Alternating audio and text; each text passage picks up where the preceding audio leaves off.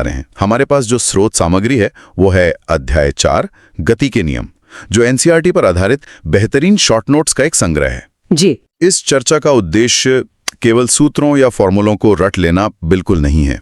हमारा मिशन यह समझना है कि किसी भी वस्तु की गति के पीछे का वास्तविक विज्ञान क्या है। एकदम सही।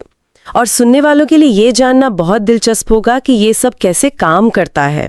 तो चलिए बिल्कुल शुरुआत से शुरू करते हैं। स्रोत सामग्री के पहले ही पन्ने पर एक बहुत ही सीधा और बुनियादी सवाल लिखा है। मैं इसे जस का तस पढ़ता हूँ। जी पढ़िए। इसमें लिखा है, गति का कारण क्या है? पिंडों को गति प्रदान करने के लिए बल की आवश्यकता होती है। और यहाँ चित्र में दिखाया गया है कि एक व्यक्ति एक भारी लकड़ी के बक्से को आगे की तरफ धकेल रहा है। उसके ठीक बगल में एक रॉकेट आग उगलते हुए ऊपर आसमान की तरफ उड़ रहा है और नीचे एक नीली गेंद जमीन पर लुढ़क रही है।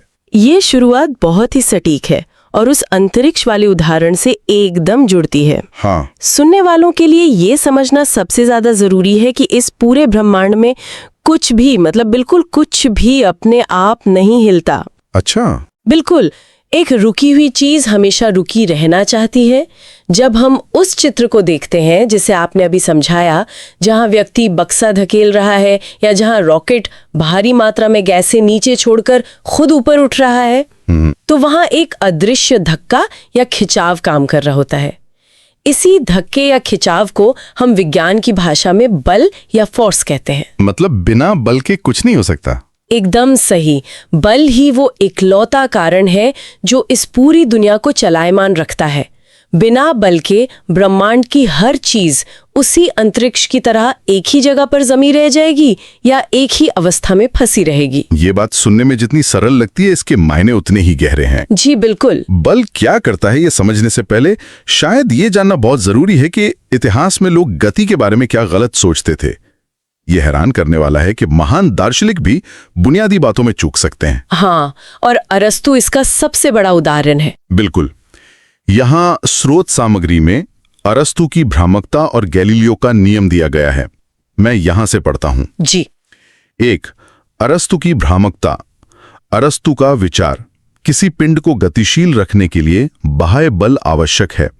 खंडन, यह नियम दोषयुक्त है। घर्षण के कारण ही वस्तुएं रुकती हैं। और यहां चित्र में दिखाया गया है कि हवा में उड़ते हुए एक बाण या तीर पर एक बड़ा सा लाल रंग का क्रॉस लगा हुआ है, जो अरस्तु के इस गलत विचार को नकार रहा है। सही कहा। इसके ठीक बगल में सुधार दिया गया है। लिखा है, 2. गैलीलियो का जड़त्व का नियम। प्रयोग, यदि घर्षण न हो तो क्षैतिज समतल पर वस्तु अनंत काल तक एक समान वेग से चलती रहेगी। जड़त्व बराबर परिवर्तन के प्रति प्रतिरोध। बिल्कुल। और यहाँ चित्र में दिखाया गया है कि एक नीली गेंद एक वी आकार की ढलान से नीचे उतरकर एक समतल सतह पर जा रही है और फिर दूसरी तरफ की ढलान पर चढ़ रही है। यह गैलीलियो का बहुत ही प्रसिद्ध प्रयोग है।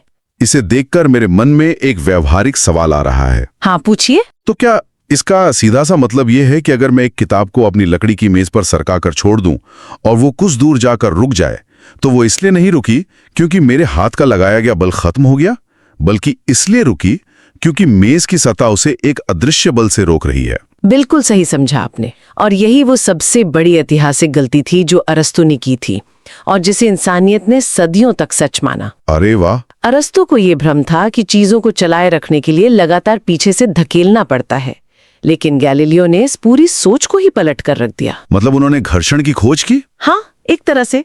उन्होंने समझाया कि अरस्तु घर्षण नाम के उस अदृश्य बल को अपनी गणना में भूल ही गए थे, जो हर खुरदरी सतह पर हमेशा मौजूद होता है। अच्छा। जब कोई किताब मेज पर सरकती है तो मेज की सतह और किताब के बीच एक रगड़ होती है।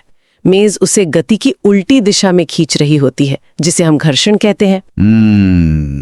समझ गया। अगर हम एक ऐसी जादुई या एकदम चिकनी मेज ले आएं जिस पर बिल्कुल भी घर्षण न हो और हवा का भी कोई प्रतिरोध न हो, तो गैलीलियो के अनुसार एक बार सरका दी गई किताब अनंत काल तक बिना रुके चलती रहेगी। बिल्कुल उस अंतरिक्ष यात्री की चाबी की तरह। एकदम सही।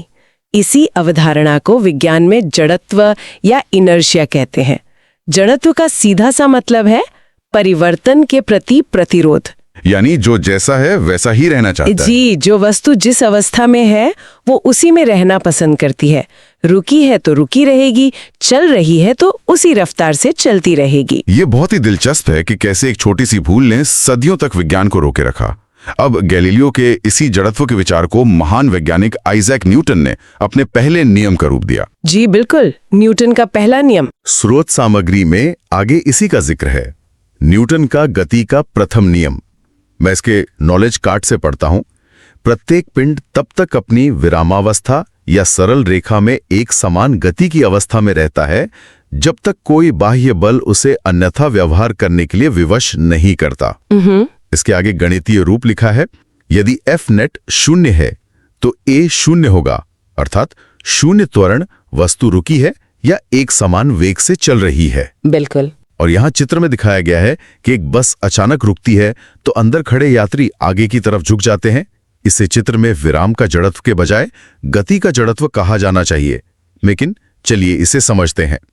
और दूसरे हिस्से में बस जब अचानक चलती है तो यात्री पीछे की तरफ गिरते हैं।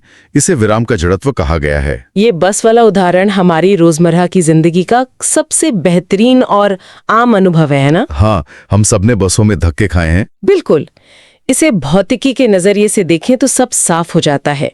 जब कोई बस स्टॉप पर रुकी होती है तो उसके अंदर खड़े यात्रियों का शरीर भी पूरी तरह से रुका हुआ होता है। जैसे ही बस अचानक आगे बढ़ती है, शरीर का वो निचला हिस्सा जो बस के फर्श के संपर्क में है वो बस के साथ आगे बढ़ जाता है, लेकिन शरीर का ऊपरी हिस्सा अपने उसी विराम के जड़त्व के कारण अपनी पुरानी जगह पर ही रुका रहना चाहता है। अच्छा, तो इसीलिए हम पीछे गिरते हैं। जी, नतीजा ये होता है कि पैर आगे निकल जाते हैं और ऊपरी हिस्सा पीछे छूट जाता है, जिससे यात्री पीछे की तरफ गिर पड़ते हैं। और जब ब्रेक लगता है तब इसका उल्टा होता है। जब तेज चलती हुई बस अचानक ब्रेक लगाती है तो शरीर का निचला हिस्सा बस के साथ तुरंत रुक जाता है, लेकिन ऊपरी हिस्सा गति के जड़त्व के कारण उसी पुरानी रफ्तार से आगे की ओर चलता रहता है। अरे वाह, और इसीलिए हम आगे की तरफ झुक जाते हैं। एकदम सही। न्यूटन का पहला नियम असल में गैलीलियो के विचार की ही एक गणितीय मोहर है कि अगर कुल बाहरी बल 0 है तो वस्तु के वेग में कोई बदलाव नहीं आएगा, यानी त्वरण 0 होगा। ये तो बात हो गई गति को बनाए रखने की, लेकिन एक सवाल ये उठता है कि अगर किसी वस्तु पर सच में कोई बाहरी बल लग जाए तो गति बदलेगी कैसे? इसके लिए एक नई चीज समझनी होगी। हाँ, और इसके लिए इस सामग्री में एक बहुत ही महत्वपूर्ण नई अवधारणा दी गई है, संवेग, जिसे मोमेंटम भी कहते हैं। मैं इसे जस का तस पढ़ता हूं। पढ़िए। यहां लिखा है P बराबर m गुणा v, संवेग बराबर द्रव्यमान गुणा वेग। यह एक सदिश राशि है, दिशा v की ओर। और यहां चित्र में दिखाया गया है कि एक तरफ एक व्यक्ति साइकिल पर बहुत तेजी से जा रहा है, जिसके नीचे लिखा है कम द्रव्यमान उच्च वेग, और दूसरी तरफ एक बहुत बड़ा ट्रक धीरे धीरे सड़क पर रेंग रहा है, जिसके नीचे लिखा है अधिक द्रव्यमान कम वेग। इन दोनों के बीच तराजू का एक संतुलन वाला निशान है और लिखा है समान प्रभाव। इसके नीचे 2 महत्वपूर्ण बिंदु दिए गए हैं। भारी पिंड को रोकने के लिए हल्के पिंड की तुलना में अधिक बल चाहिए, अधिक वेग वाली वस्तु को रोकने के लिए अधिक बल चाहिए। संवेग या मोमेंटम की ये अवधारणा भौतिकी का एक बहुत ही सुंदर और गहरा सिद्धांत है। ये हमें बताता है कि किसी चलती हुई वस्तु के अंदर गति की कितनी मात्रा या उसका कितना प्रभाव छिपा है। मतलब सिर्फ रफ्तार से काम नहीं चलता। बिल्कुल नहीं। सिर्फ रफ्तार या सिर्फ वजन से पूरी कहानी नहीं पता चलती। इसे ऐसे समझना चाहिए, मान लीजिए एक छोटी सी साइकिल बहुत ही तेज रफ्तार से सामने से आ रही हो और दूसरी तरफ एक विशालकाय ट्रक बिल्कुल रेंगते हुए बहुत धीमी गति से आ रहा हो। अगर किसी को इन दोनों को रोकना पड़े तो शायद दोनों को रोकने में बराबर का बल लगाना पड़ेगा। ऐसा क्यों? ट्रक तो बहुत भारी है। क्योंकि साइकिल का वजन भले ही बहुत कम हो, लेकिन उसकी रफ्तार इतनी ज्यादा है कि उसका कुल प्रभाव बढ़ जाता है। वहीं ट्रक की रफ्तार कम है, लेकिन उसका द्रव्यमान इतना विशाल है कि वो उस कमी को पूरा कर देता है।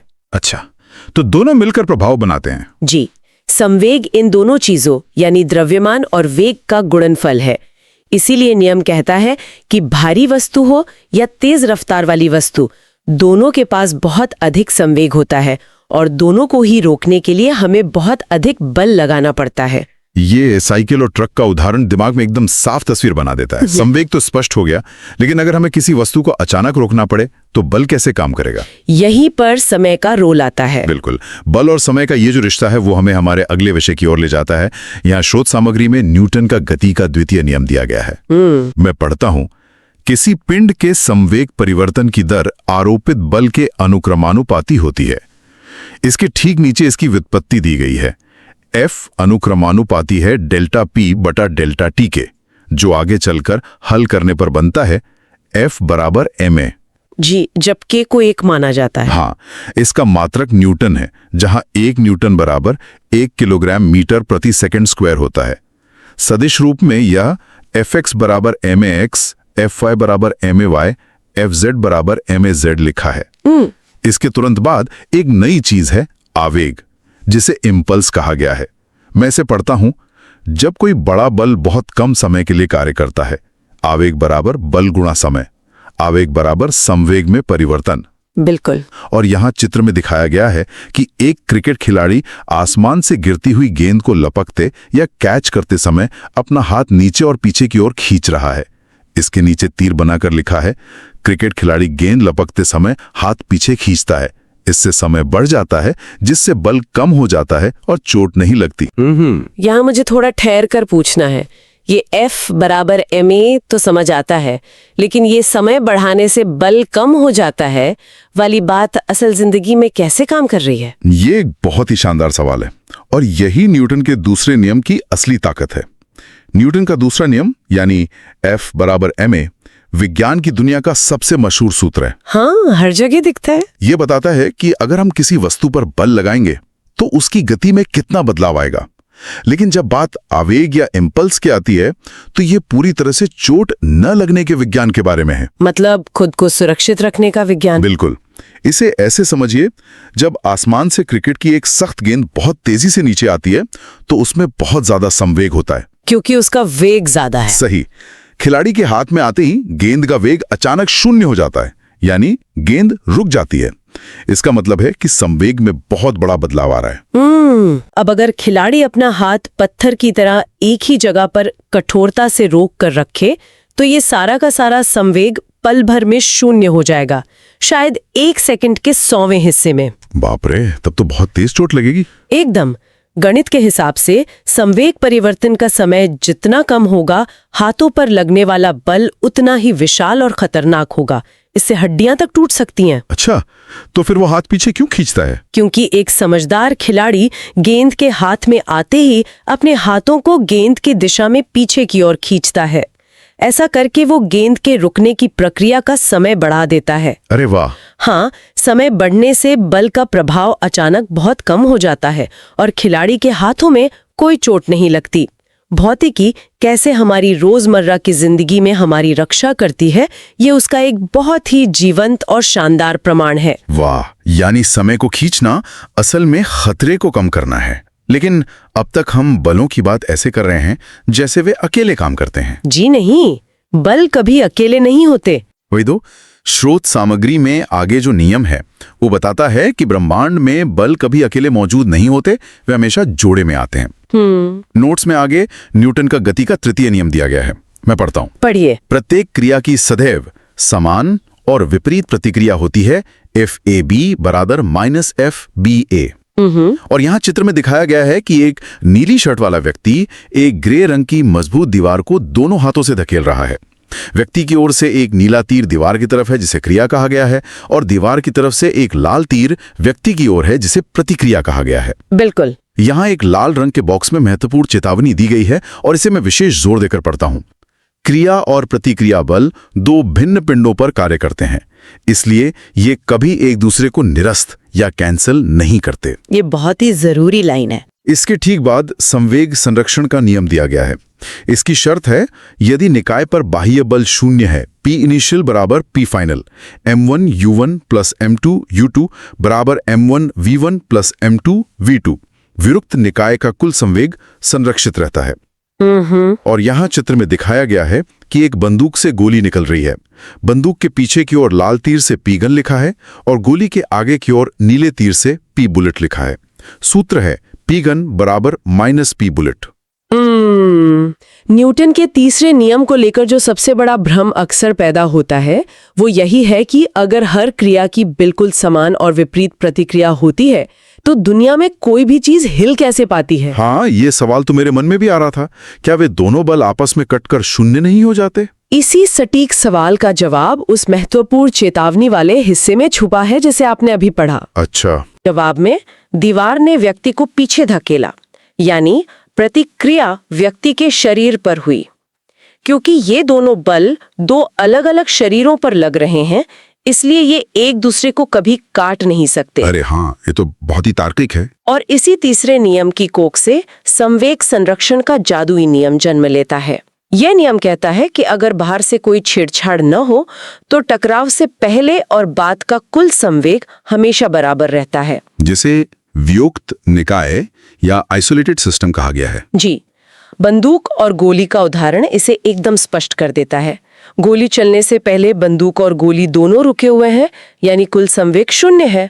जब ट्रिगर दबता है और गोली भारी वेग से आगे की तरफ निकलती है, जो कि क्रिया है, तो उसमें आगे की दिशा में एक बड़ा संवेग आ जाता है। अच्छा।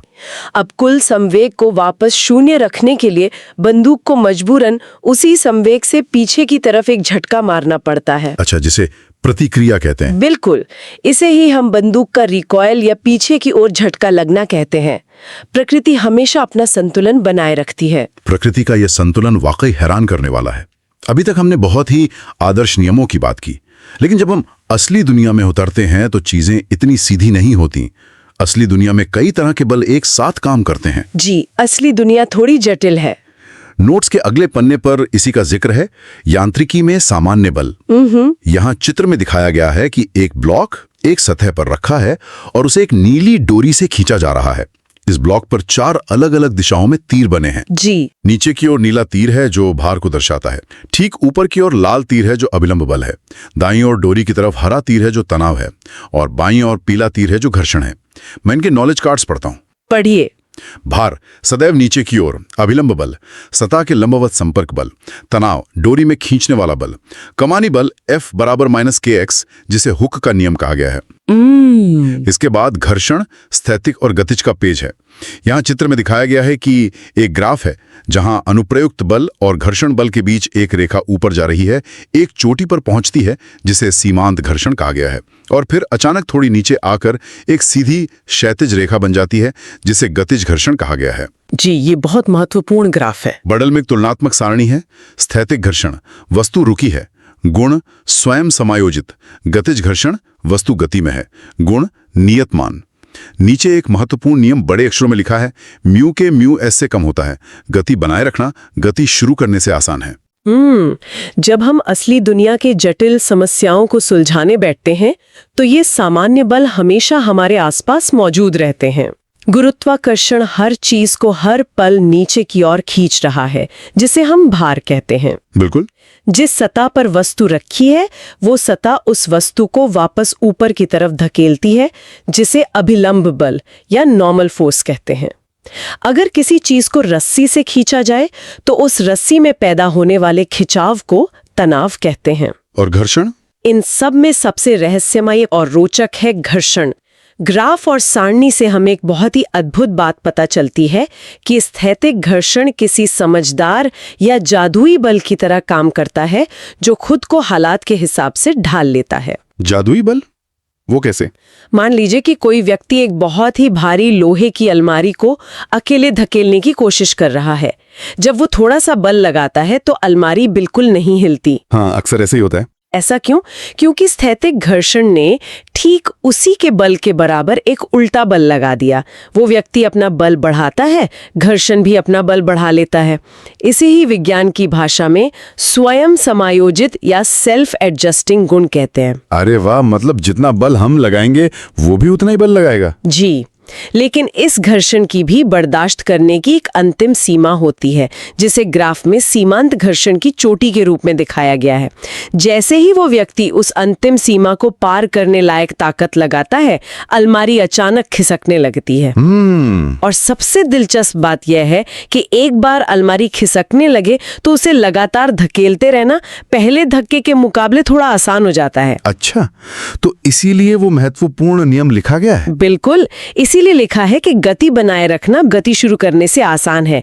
इसका कारण यह है कि रुकी हुई सतहों के बीच जो सूक्ष्म जकड़न थी वो एक बार टूट चुकी होती है। ये तो सचमुच ऐसा लगता है जैसे घर्षण कोई जीवित चीज हो जो हालात के हिसाब से अपनी ताकत बदल रही हो। हाँ, बिल्कुल ऐसा ही है। आगे देखते हैं। घर्षण सिर्फ चीजों को आगे बढ़ने से रोकता नहीं है, ये हमें मुड़ने में भी मदद करता है। नोट्स में अगला विषय समतल सड़क पर कार की गति है। जी, यहाँ चित्र में दिखाया गया है कि एक सफेद कार एक घुमावदार सड़क पर मुड़ रही है। कार के पहियों से एक लाल तीर मोड़ के केंद्र की तरफ इशारा कर रहा है, जिस पर घर्षण बल लिखा है। नीचे लिखा है, घर्षण ही अभिकेंद्र बल प्रदान करता है। सूत्र दिया है, अधिकतम सुरक्षित चाल बराबर √μs/rg। अगले पेज पर करवट या ढारू सड़क पर गति का वर्णन है। यहाँ चित्र में दिखाया गया है कि कार एक तिरछी या ढलान वाली सड़क पर है।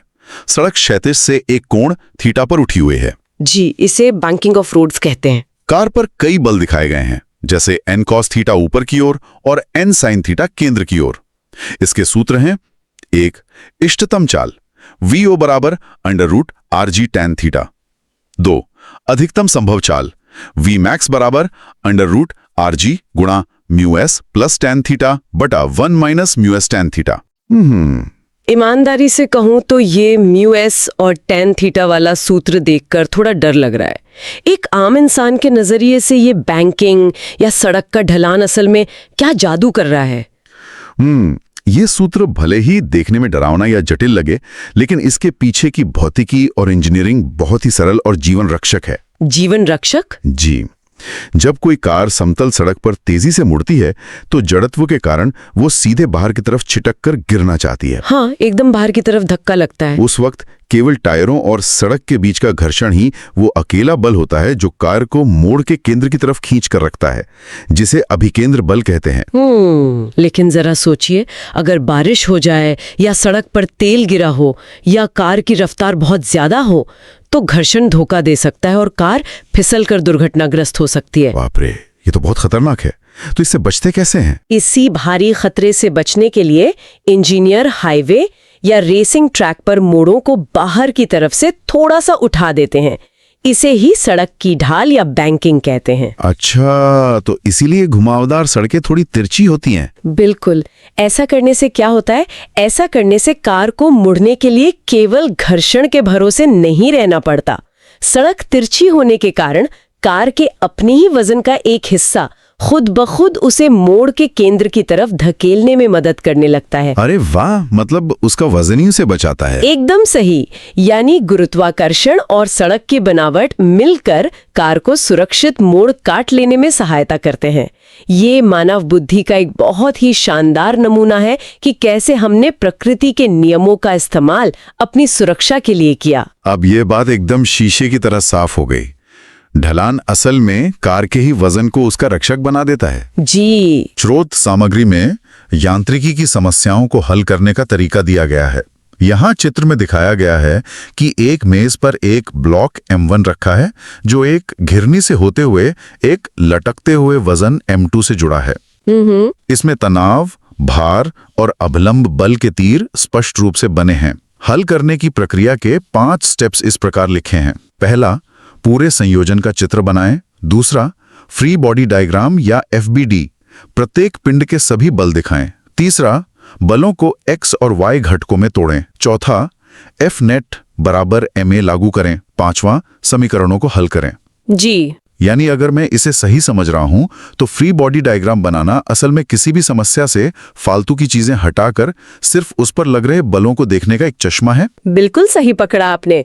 भौतिकी की किसी भी जटिल से जटिल समस्या को सुलझाने के लिए मुक्त पिंड आरेख या FBD बनाना यांत्रिकी की रीढ़ की हड्डी है। ये काम कैसे करता है? इससे ऐसे समझिए जैसे एक डॉक्टर मरीज के शरीर के अंदर की छिपी हुई बीमारी देखने के लिए एक्सरे निकालता है, उसी तरह एक छात्र या वैज्ञानिक किसी वस्तु पर लग रहे सभी उलझे हुए बलों को स्पष्ट रूप से देखने के लिए एफबीडी बनाता है। अच्छा, मतलब बाकी सब भूल जाओ। जी, आप कार का रंग, आकार या आसपास का नज़ारा भूल जाते हैं और बस एक बिंदु बनाकर ये देखते हैं कि उसे कौन सा बल कहां से और कितनी ताकत से खींच रहा है।